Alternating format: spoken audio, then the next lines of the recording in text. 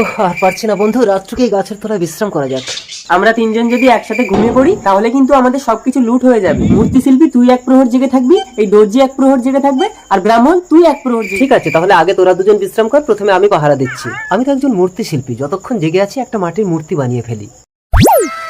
शाबाश बेटा। দর্জি বন্ধু, এবার তুই উঠে পাহারা দে, আমি শোবো। এত সুন্দর মূর্তি, নিশ্চয়ই এটা মূর্তি শিল্পীর কাজ। আমিও দর্জি, কম কিসে, একে সুন্দর পোশাকে সাজিয়ে দেবো। ব্রাহ্মণ তুই ওঠ, এবার আমি শোবো। এত সুন্দর একটা মূর্তি এত সুন্দর পোশাক দিয়ে সাজানো, নিশ্চয়ই এটা মূর্তি শিল্পের দর্জির কাজ। আমিও ব্রাহ্মণ, কম কিসে, আমি এই মূর্তিতে প্রাণ প্রতিষ্ঠা করবো।